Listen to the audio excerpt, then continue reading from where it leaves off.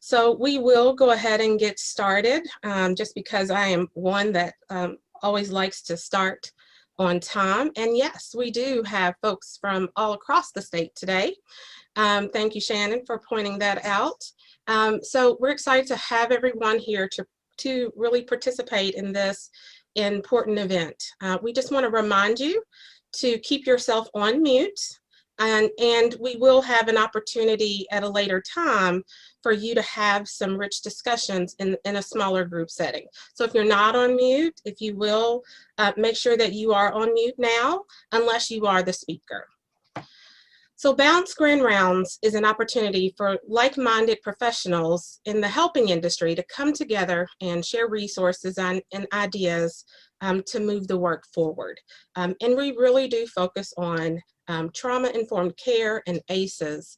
And it's a really great opportunity to hear from colleagues around.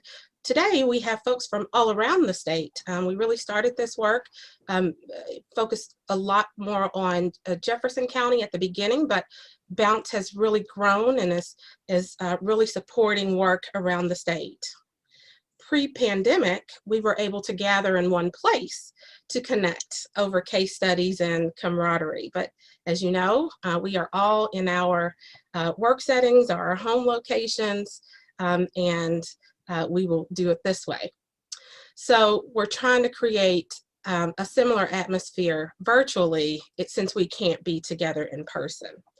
The plus side is that no one has to travel long distances to get to the event, because on the pre-call, we had a couple folks that were saying they had to get up before dawn to make it to Louisville to the event. So hopefully you got to have your coffee this morning and get to the event very quickly. To help see where everyone is coming from, we have a Menti poll where we want you to enter your zip code. And when the Menti poll is actually a word cloud, and the biggest zip code that is represented on the screen will mean the most number of participants are coming from that zip code. Okay, so let me put the zip code Menti poll in the chat. And while we are still getting folks to join, letting folks in from the waiting room, so please use that Menti poll and join, and we'll take just a few minutes for everyone to click on the link, and then I will share my screen so that you can see what it looks like. There's also another way to see it. So if the link doesn't work, you can just go to menti.com and use the code 4139662. And as you can see, for now, we have lots of zip codes from all around the state. I see 40218 is there in the center, pretty big, and 40205, 42501, 42001, 40222. So as you can see, we've got representation from all across the state. 41095. Of course, I don't know where any of these places are, so later on I can go and check and say, oh, we had representation from here. But we are, again, excited to have you as a part of this work. And I saw in the chat that folks really do appreciate the virtual option, because, again, it allows us to be remote from wherever we are. So we'll hold on to this poll and put it back into the chat a little bit later to capture others who may join. So I'll stop sharing my screen there. All right, now I'd like to turn it over to BJ Atkins, who will talk a little bit about Bounce and the work we're doing around the state. Good morning. It's wonderful to be with you this morning, and thank you for coming to another Bounce Grand Rounds. About 5 people sat around the table to talk about a potential grant from the Foundation for a Healthy Kentucky. Part of that was a commitment to be a coalition for at least 5 years and to grow that coalition. That was 10 years ago. We call ourselves the Bounce Originals because all of us are still with you. And that's because, like you, we're dedicated to this work. Bounce has grown. We're really amazed at how much we've grown across the state, which is a testimony to all of you being here. Thank you for that. And we're also growing across the nation. We've been a part of KET. We've been a part of PBS. We've been interviewed by researchers at George Washington University, and we've been in the national publication, ACES Connection. There are about 300 people who have registered for today's event. Why is that important? Because it takes all of us to help build the resilience in children and families. It takes all of us to help address the many, many issues that families face today more than ever. And we'll talk about a family who has issues and how we can help them today. But we are building resilience, and that's the importance of our work. How do we overcome these issues? How do children be successful in their life? We're exploring all those different ways. So I want to thank you today for coming, joining us, and giving us your thoughts on how we can make our state better and make our children more resilient. So thank you. So Naomi, I am coming back to you. Thank you, BJ. And I love in the chat that someone said it's first meeting, so appreciated the Bounce history lesson. So thank you, BJ, for being a part to be able to do that. So in your email that you got with the agenda, you received a case study. And so our Bounce Grand Rounds have taken on many forms. During the last Grand Rounds, we actually had a wonderful panel to talk about some issues related to ACEs and the work in schools. But for this time, we actually sent the case study out in advance because we wanted you to take a look and really start to think about some ideas and ways that we could support families that are in similar situations. And so what we'll do is we'll have someone to share out the case study, and I'll introduce Brian in just a minute. And then from there, we will break you into small groups, and we have a couple of questions, the facilitators will, to help just facilitate a discussion about that case study and supports that are in your community that you're aware of. So all of the notes from the groups will be gathered, compiled, and shared with you in a follow-up email. And the facilitators will determine one major factor, one key component that is talked about in each group, and that will be shared out. So to share about our case study, let me introduce Brian. Brian Brentlinger is a mental health specialist for Gallatin County Schools. He earned a master's degree in both clinical mental health counseling and addiction counseling. Brian is a licensed LPCA, and he's also licensed as a TCADC. And those are through the state of Kentucky. His main clinical focus is helping students overcome various traumas that they've endured. Brian is trained in both accelerated resolution therapy and trauma-focused CBT. And prior to his current position, he served as a youth service center coordinator in Gallatin County for 6 years. And so Brian, will let you talk about the case study. And then before you do, I do want to say Brian was a great part of our Bounce Grand Rounds committee. We also had representation from Russell County and Michael Ford and Tracy Aaron, and we'll have them talk later in the program.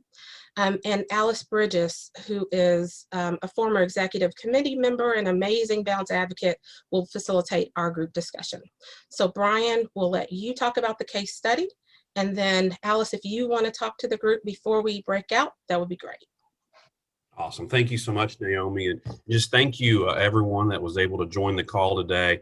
Gallatin County Schools, we've been working with Bounce. I believe this is our second year, and just the insight that we've gained and being able to beef up some of our multi-tier systems of supports. And honestly, due to Bounce, I have a new position here at the school as a mental health specialist and getting ready to hire a new social worker here in the school district. So just great things that Bounce really helped us be able to see. And one of my favorite things when we were going through the Bounce process and being a trauma-informed care community here at our school district was sitting down and talking about families, presenting case studies. And we had Dr. Barjone come out several times and we would talk about different, and this was my favorite part because we were able to gain so much insight as to how we could better help our families, what we can do to make sure that we're doing everything we can. And I know everyone on this call, that's why you're here today, to figure out what we can do to take care of our families the best, to make sure we're doing everything we can. So I'm just going to basically just read that case study that you guys had, and then we'll be able to go into those breakout rooms. So the Gale family, they have 3 students in our school district. They also have 2 younger children who are not yet in school. The students that are in school are grade 8, 6, and 4, and they've been part of our district for about 4 years.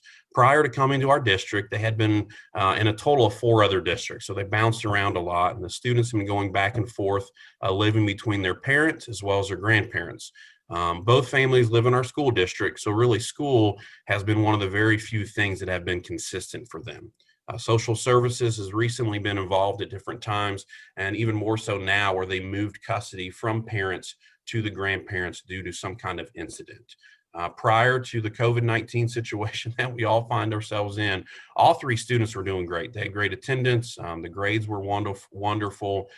They were either at or above average. But since going remote back in March, things have really gone downhill, honestly. All 3 students averaged no participation 2 out of the 5 days. Students went from being above average to below average, and the 8th grade student actually failed 2 of 7 classes to end the school year last year. So all 3 students chose to participate in virtual learning, continue that this school year due to the grandparents' age and poor health conditions and just concerns about COVID and those kind of things. The students had a rough start to the school year. They were participating very minimally and would have more days of no participation than they were actually participating. When the district saw this negative trend for the students, we began to try to talk about what can we do to help them. So several phone calls took place between the school, the students, and the current guardians, the grandparents. And through those phone calls, we quickly found out that the grandparents honestly did not have the technical skills they needed to help these students through this technical time. So we found that off really quickly, that the grandparents just didn't have the skills they needed. Fortunately, since those conversations took place in early October, 2 out of the 3 students, a complete turnaround. They've started participating on most days, they're getting those grades back up, but we're still having 1 student, the 8th grader, who is still really struggling. They ended up actually failing all their classes at the end of last semester and did not participate most days. So again, the school saw this. We reached out wanting to do what we can to help our students. We reached out and just try to get up a new plan. At the same time, actually, social services was reaching out to the grandparents because they kind of got wind that the student wasn't doing too well and attendance was decreasing. So they encouraged the grandparents, okay, we've got to do something to help, especially this kid. So it was decided that the student would go into school 2 days a week and work in our ISS room on her assignments. And it was decided to let her work in that room to allow minimal contacts, to allow optimal social distancing, just to take into account the grandparents' increased health risk. So we were able to do that. So the student has, at the time of this, had been to school 1 day. And that first day, the student was immediately brought to the attention of the school admin because they were caught smoking on the bus. The student admitted to smoking on the bus. Only after pretty much we told them we had video evidence of it happening. The student then denied, well, I did, but it was someone else's. I'm not going to tell you who. And then 1 hour later, after going to the restroom, we caught her again smoking in the bathroom. Student showed no remote remorse for the situation and actually told the admin, I think you just should suspend me and send me home. I don't want to be here and you don't want me to be here. And that's kind of the case study that we're going to be able to talk about and discuss in our small groups today. Thank you, Brian. Thank you for sharing that. I get the privilege, my name's Alice Bridges, of giving some guidance as we move into really what is the heart of the Bounce Grand Rounds, which is the collective wisdom of folks from across our state thinking about these complex situations and what might we do differently, or what new ideas might we have to address the complexity that this situation certainly presents. So this is the time that we get to hear the collective wisdom of the group. We're going to break everyone out into small groups, into breakout rooms, and you'll have a facilitator who will identify themselves once you're in your small group. And we want you to be working through 4 questions during your discussion time. So just to review what those questions are, as you think about the case that Brian has presented, what additional information is needed from the family to best help this situation? What community agencies could be involved to help the students and this family? What are some of the possible interventions that could positively impact the student and their family?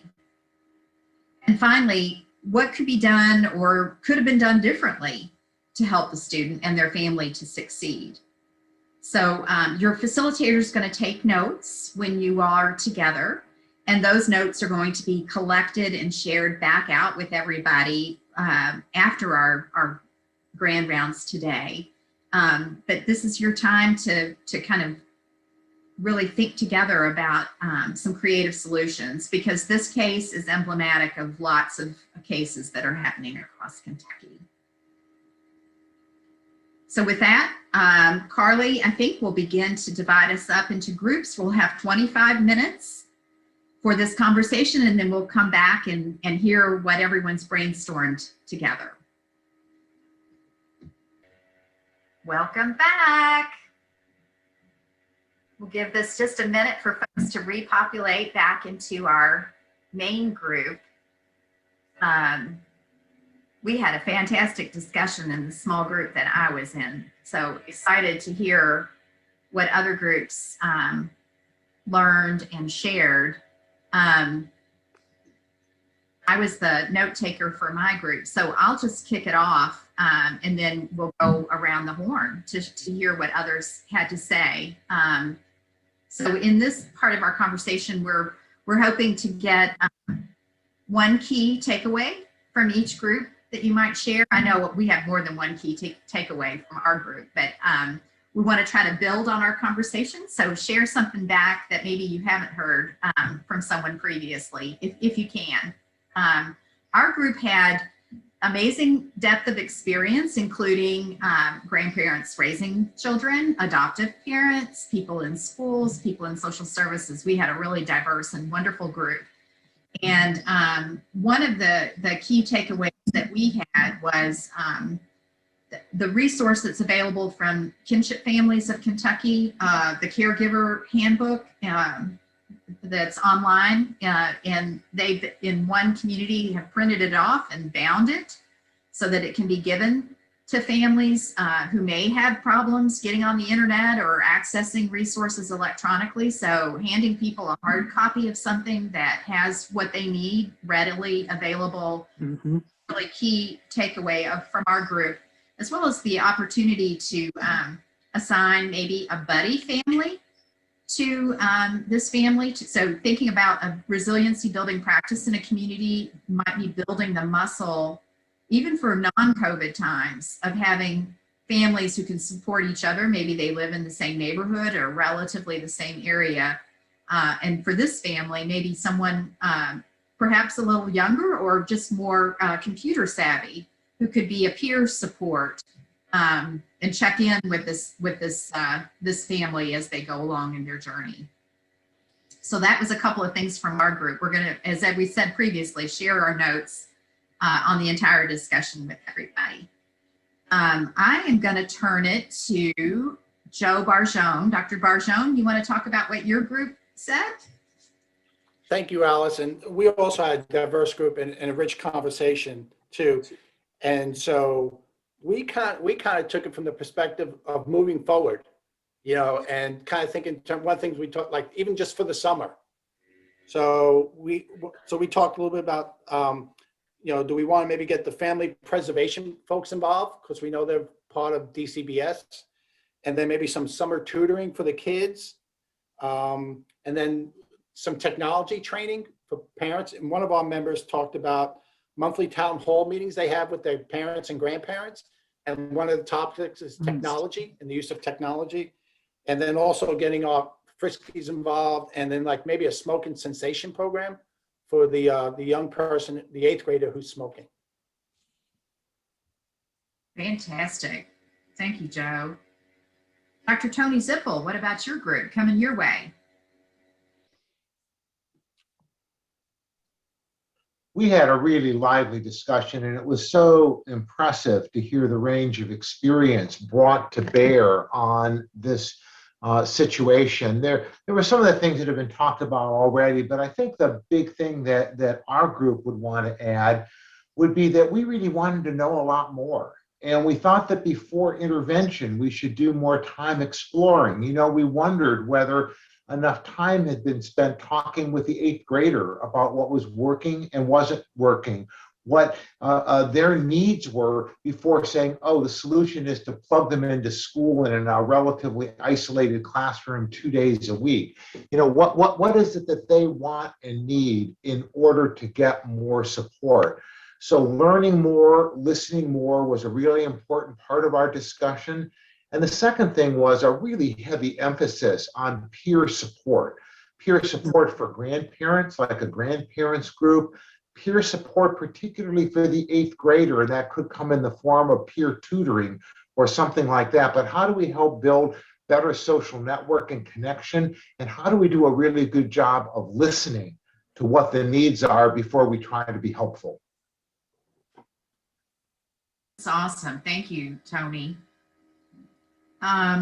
Let's go to Dr. Beverly Winch. And, actually, as you come on, maybe say who you are and where you are. So, Bev? I'm Beverly Winch. I'm right here. No, I'm with Bounce. I'm the researcher for Bounce, and I'm really glad to be a part of this. We had a great group. Just like everybody else is saying, we had a really good discussion. We were lucky to have a representative from Gallatin County with us in our group. And one thing we wanted to acknowledge was that not all the details were probably in the scenario. So some of these things may have happened, but from what we were told, we wondered, how did the student perceive being put in the in-school suspension room coming back? I mean, was that embarrassing to her, or was that seen sort of as a punishment that you would want to escape? So, did they have a conversation with her, and was that okay? Because we know that middle school kids, they really seek social interaction. And so to bring her back and isolate her the way that they did maybe was counterproductive. Another thing that we talked about was, were there things that she had interest in that may have been incentives for her to come back to school, any kind of after school activity or athletics, or giving her some responsibility herself to mentor other students. And then the final thing that nobody said yet is, what were her responsibilities at home with the grandparents and helping with the other kids? Did those responsibilities impede her ability to be successful at school herself? Awesome, Bev. Thank you. Wow. Tracy Aaron. Thank you. I am Tracy Aaron. I'm the Health Education Director at the Lake Cumberland District Health Department. we had an excellent group, and some of the same things were said, but one of the things that's jumping out to me is thinking about that 8th grader that we talked about in our group, and just that she's going through puberty and just the changes that's occurring in her life and the transition there of, you know, what's expected, and having those mentors potentially there with her. We talked about, you know, some of the information was not available, so we had some more questions, so we weren't really sure, but looking at, you know, more of a support-based system for that family instead of a punishment-based system. Thinking about building those relationships again across the communities with different sectors, having those mentors involved, but also looking at that family. We could assume there probably was some trauma there, and how can we make those relationships and build up those students, thinking about what are each of those students' strengths, and maybe what their interests are in, so that we can put those support systems in place for them also.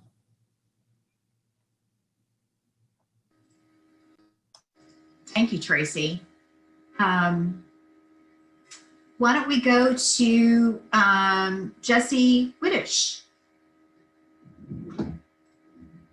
Hey everyone, I'm Jessie Wittish with Kentucky Youth Advocates, and shout out to my small group who literally was like east to west and north to south in the state. So we were like all 4 corners or whatever of the state that we were representing. So similar to what some other folks have brought up, but we talked about a lot of things, including identifying those natural supports for the kids and the family, and then thinking about the idea of wraparound services, or kind of a wraparound approach to the family. Like Larry Hammond, who's superintendent, was in our group, and a former DPP, said that, I think I got this as a quote, we're trying to please our customer, whether the customer wants it or not, that everybody has a helping role, and that's kind of, you know, everybody's charge who is coming in contact with that family, ideally in a, you know, coordinated way. Awesome, Jessie, thank you. Ben Geese? Thank you. Hey everyone, my name is Ben Geese. I'm the Policy and Advocacy Director for Early Childhood Education, K-12 education, and federal issues at Kentucky Youth Advocates. We too had a wonderful and outstanding group that represented multiple sectors, everywhere from public education to the healthcare community, to nonprofit leadership, to social services, and also a group that represented both rural voices and urban voices. So shout out to Carly for putting together such a wonderful and diverse group. One thing that I wanted to highlight, which I thought was especially profound in our discussion, came from a wonderful pediatrician who has joined us for the first time this morning.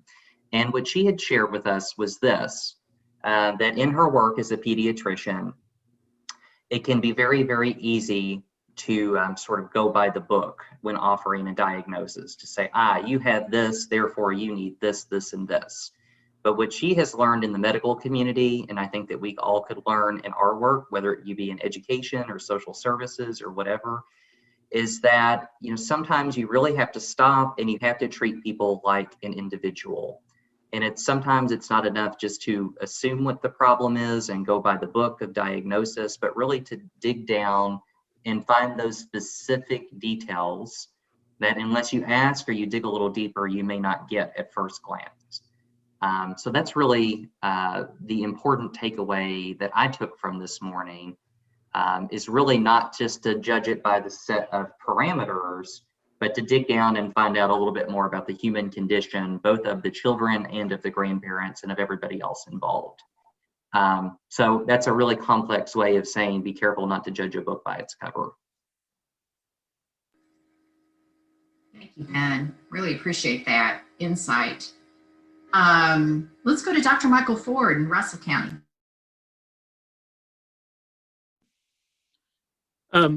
thanks Michael Ford, superintendent here in Russell County Schools. Had a great group. We had health department, had media represented, which was a great lens to bring. We had clinicians, and then public schools. So again, I'll just echo what everybody else says. It's a great group, and I think that kind of emphasizes why why this is so important, because everybody can bring their own lens to look at the problems. I'm going to start with one thing that was said at the end, and I apologize, I can't remember who said it, but now that we've been through the pandemic, if we had this to do over, I think we would start differently on how we would protect our sensitive groups moving forward on natural disasters or whatever. And I know Joe has talked before, Dr. Barjone, about Katrina and how the implications of that afterwards. But I think that was it was an ending thought, but I think it was a great thought to think about moving forward. And that could be a lot of different things, but how we immediately are ready to supply to protect our sensitive groups. So not unlike a lot of the groups, we talked about a lot of different things, but one part that we really felt like we would need the more information on, and it may drive how we approach the whole situation, is the specifics behind DCBS involvement. So they were involved over a number of years, and then ultimately removed and the children were with the grandparents. And so what was that? Because of why that was, it'd be how we approach that, particularly with the 8th grader. So a lot of different issues. It could have been drug abuse. It could have been just neglect. It could have been physical abuse. It could have been sexual abuse. It could have been the 8th grader was the one abused, and younger students or siblings were witnesses to that. So we talked a lot about how that was such an important part of why we know and why that may drive everything else that does that. And then not unlike a lot of other folks have already talked about, just the whole trauma history, the family dynamics, the responsibility that the 8th grader may have at school, and how we can support them, support their family, the grandparent support groups. How equipped are the grandparents to provide for the families, knowing that they're older, and outside entities such as churches or the big brother, big sister, to try to get some help with the 8th grader, because we talked about during the pandemic, all of us, our travel was limited. We just don't even go to parks with our kids like we once did. And so what opportunities do the kids have to get out? And you're looking at an 8th grader, and that social interaction would be very, very important to her. So most of all, everything else we talked about was covered. A great group. Awesome. Thank you so much, Michael. Kelsey, do you want to take the horn? Sure. Hi, everyone. I'm Kelsey Deimer with Kentucky Youth Advocates, and I'll echo what everyone else has said. We had a really great group, a lot of diverse perspectives.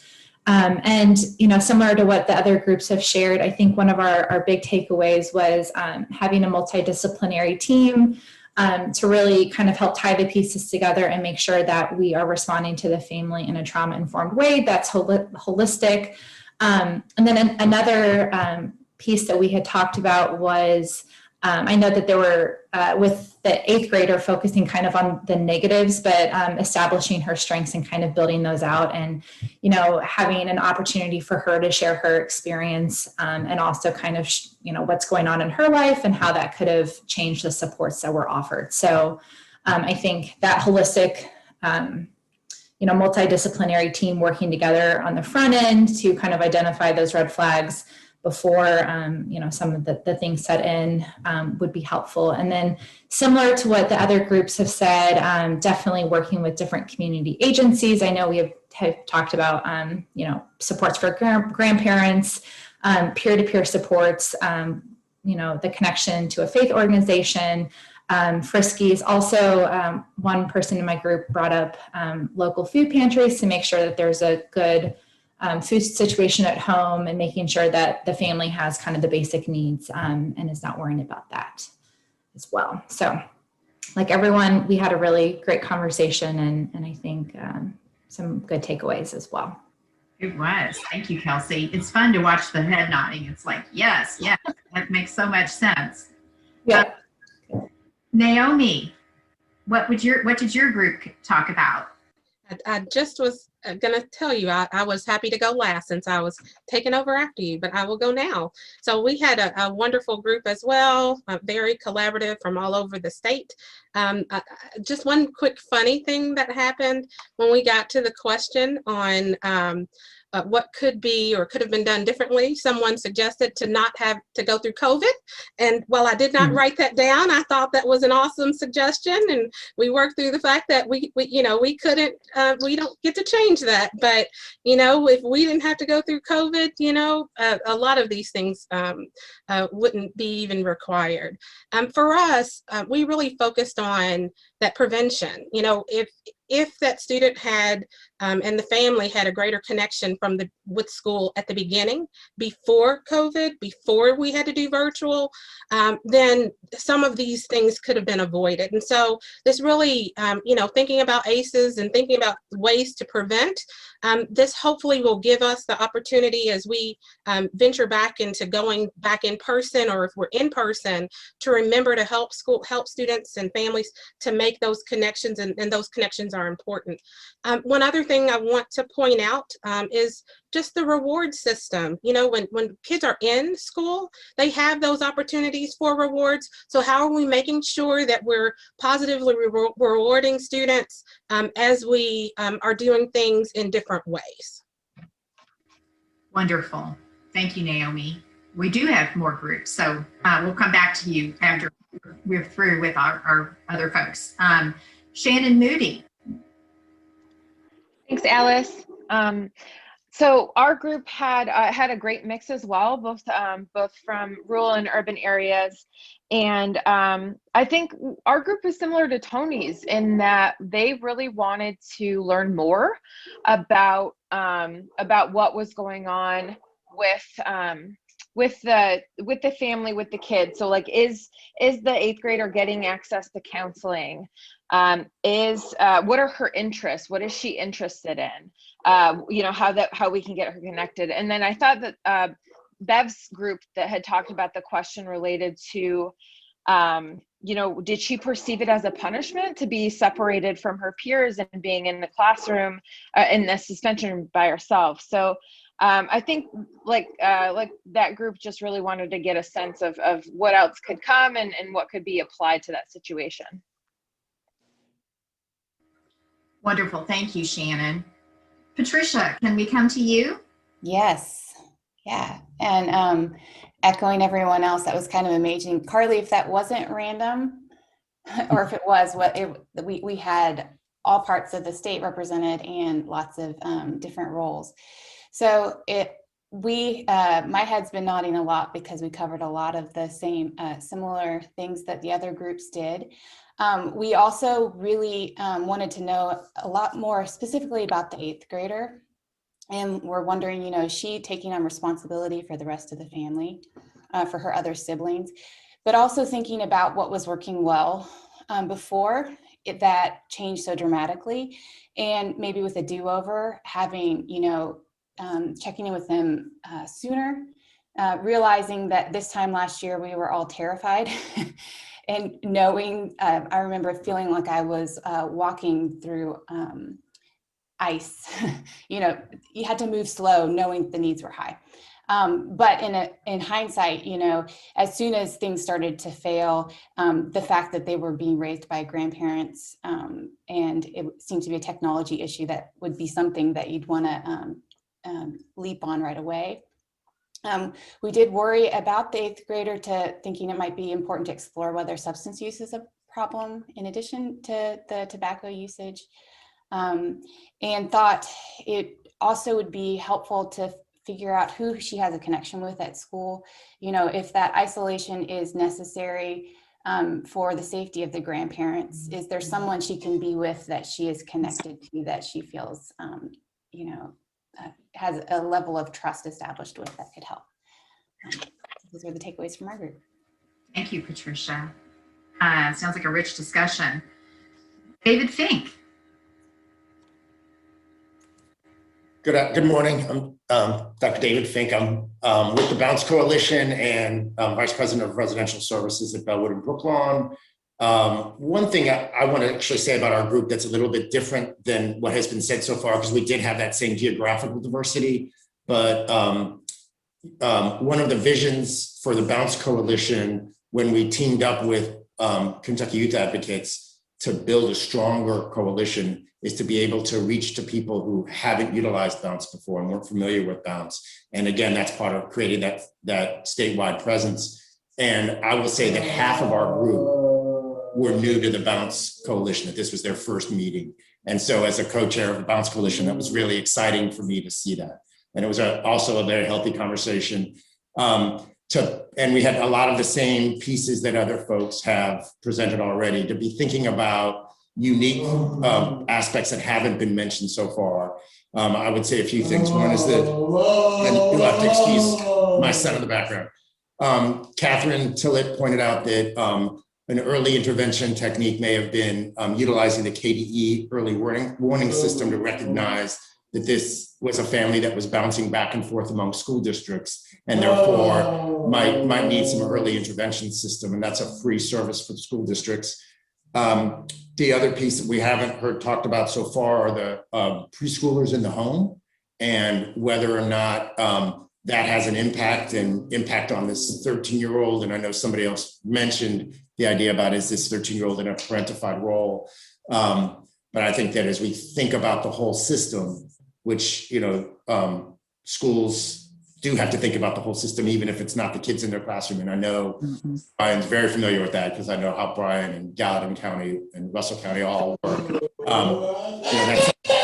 That is something to bear in mind. And the other piece that we haven't talked about is wondered if leveraging, and we talked about leveraging relationships, and that's already been talked about, but leveraging the health department, that we were wondering if there were some specific concerns related to COVID that maybe some education, some nursing education or health education would help with this family to maybe alleviate some of the angst that the grandparents and the 13-year-old in particular seem to be experiencing.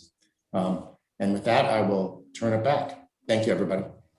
David, thank you. And if you have a link or to that resource that you mentioned, to put in the chat, or if you don't, share it later. So Catherine was kind enough to put it in the chat. So okay. If you look for a chat from Catherine Tillett, she put it in there.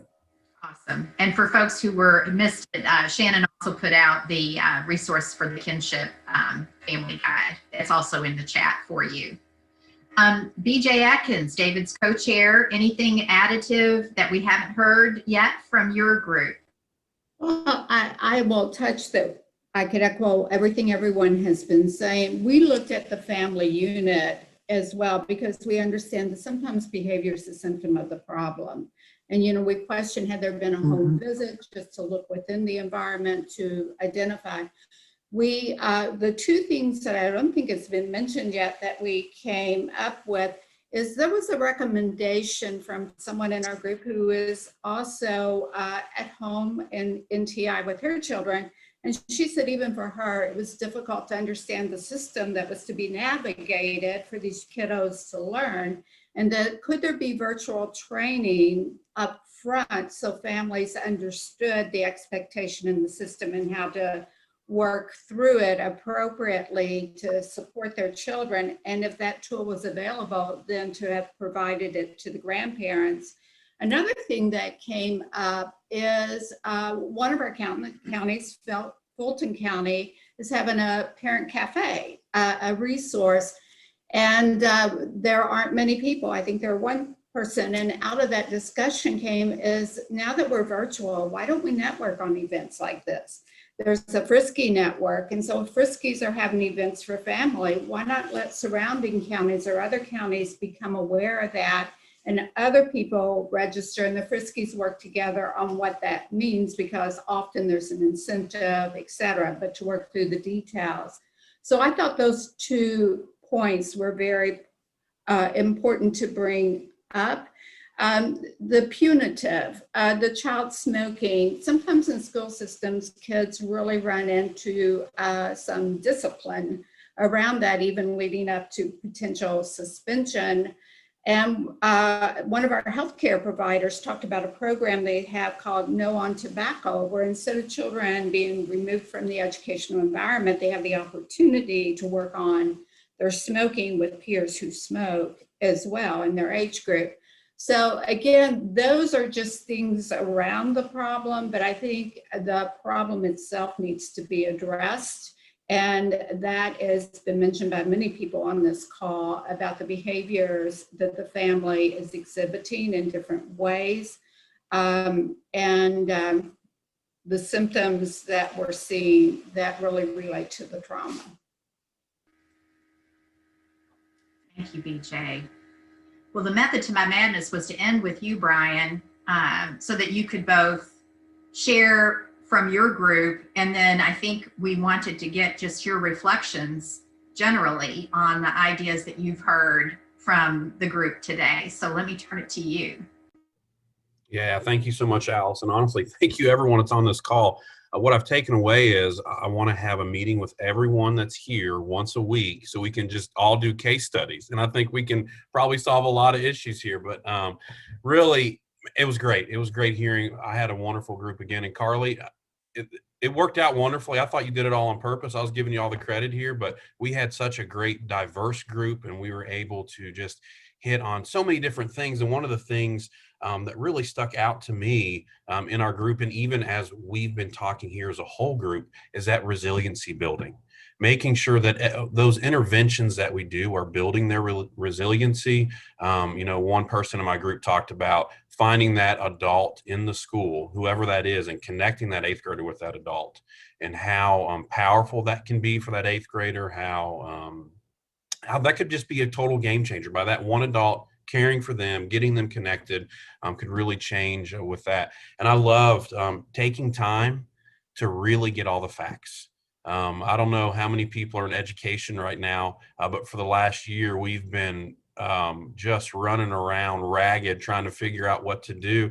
And I'll be honest, sometimes we don't take the time that we probably need to, just to sit back and really gather that information and make sure that we're taking into account all the different areas of not only the students, but the whole family, really thinking about the younger siblings, what impact they could have on the situation, what they're going through even at home with siblings there and learning and just the whole gamut of what's going on with the family. So I really love, bringing the whole family together, having those meetings, really gathering as much information as possible. And really, and this is something that every time I do something like this, it reminds me of bringing in outside people, not just in the education world, but bringing in our entire community is so important. And that's why I love Bounce, and Bounce always talks so much about making sure that we're including our whole community, making sure that everyone in our community can help and be a part of that solution. And man, I just thank you guys for just all the different ideas and supports. And a lot of these things, luckily, we've been able to kind of do and implement since making the case study, which has been great. But there are so many different things that we can do as well to continue to help the family. So, man, thank you guys, really. And if we want to do this once a week, we can figure it out. All right, we can do it. Thank you, guys. Brian, that is a huge commitment once a week. If y'all just want to use the same link, I'm sure Carly could hook you up. We do want to say thank you to everyone for being on the call. We do have one more component because we have lots of partners around the state. We do want to take the time to highlight Russell County Public Schools, and Michael Ford, who's the superintendent for Russell County Public Schools, and Tracy Aaron, who's the health education director for the Lake Cumberland District Health Department. They both worked on the Bounce Grand Rounds Committee and have been working with Bounce on a project funded by the Foundation for a Healthy Kentucky to bring trauma-informed care to their communities. So we want to just give them a few minutes to speak about Bounce and the process and whatever they would like to highlight. Well, thank you. And it has certainly been just fabulous work. And I still remember the day when Tracy either texted or called me and said, "Hey, I've got an opportunity for Russell County Schools." And I can't remember specifically how she first got in touch with Bounce and brought this opportunity to us. But having said that, relationships are key. And the fact that Miss Aaron felt comfortable calling or texting me, and we do all the time with community agencies, it's important. It's important during pandemic, but it's important all the time. And I appreciate our relationship that we have with our health department. They're phenomenal, not just during COVID. They were before and they were after, but we're very blessed with what the Bounce Coalition has provided for Russell County Schools through the Foundation for Health in Kentucky and working with Kentucky Youth Advocates. And we appreciate Joe and Bev and everything they've done, all to the training for our certified and classified staff. I still think about some of those conversations we have with our bus drivers as a result of that training, because it's so important for everybody to have that training. It's not just something for folks in the classroom, but it's for every entity. The problem-solving approaches are so important. I've used this example before, but Joe talks about that we can't come to him with every single problem that we have because he doesn't have time for every one of our problems, but he can train our staff to be able to problem solve themselves, to be able to work through those things. And that's just been phenomenal. And our training with our parents and guardians and community members, we had a great kickoff at the very beginning and had a panel discussion. Again, talking about community partners, we had our health department was represented, but our family court judge came to our auditorium and was part of that panel to begin our work with the Bounce Coalition. We had the train the trainer sessions with the Bounce Coalition so we can keep this work moving forward. We've got an extension because of pandemic. You can stamp COVID on anything and kind of get things moving along, but we've got an extension with that. We do monthly case management with Joe, with our guidance counselors and Friskies, and he meets with those. And then just done a lot of work with our policies and our tiers of support that we've done. So that's just kind of an overall kind of look at what Bounce has done for Russell County. And I say for Russell County because it's absolutely for our students in our community, the work that Joe and Bev have done with us and continue to do with us. Tracy, I'll turn it over to you. True. Bounce has been amazing for us at the health department. We cover 10 counties, and I was really excited when I got that call also saying, hey, would you all be willing to participate in a training regarding ACEs and building those resilient communities? And again, I said we cover 10 counties, so a very large area. My staff and I had been talking for several years about ACEs and what we could do. So Bounce gave us that opportunity. Bev and Joe have been amazing. They have walked with us, and we have 5 staff that are trained the trainers for Bounce University, and we're providing that information across different sectors in our community. We have had different groups, of course, then COVID hit, that has actually walked through. So we really want to raise awareness about ACEs across the Lake Cumberland District, looking at different organizations, groups, agencies, just to build our communities up and make them more aware and help us move forward in improving the health of our communities. And it has been amazing. They have Bev and Joe and Tony, several have come in and done trainings and helped facilitate groups. And we plan to move forward with that across all 10 counties, just to raise that awareness and move forward to improve the health of our communities. Thank you all so much for the opportunity. Thank you, Michael and Tracy. We love hearing about the great work that Bounce is doing in your community, and just look for more opportunities to do that statewide. I want to quickly share my screen and show you all of the great places in Kentucky that we are from on this call today. We've had 102 participants in the Menti poll. And as you can see, 42501, 40222, 40203, 40218 are the largest there. And so lots of folks in the Louisville, Jefferson County area. And then I'm not sure where 42501 is, but I know that it's some great city in Kentucky that's well represented. I'm gonna guess that it's in Somerset, Kentucky. Oh, there we go. It's in Mary, yes. Okay. Awesome. So we're excited. We've been excited to have you all here today. Just want to say thank you for taking a little time with us this morning. We look forward to having another Grand Rounds in the fall, potentially maybe in person. we'll see. You know, it just all depends on, you know, on how the community looks and vaccinations and, you know, all of the opening up and all of the things that we know is yet to come. So please take the survey. Carly, if you can put that back into the end of the chat so that we can get that information. We again thank you for your time this morning. Have a great day, everyone.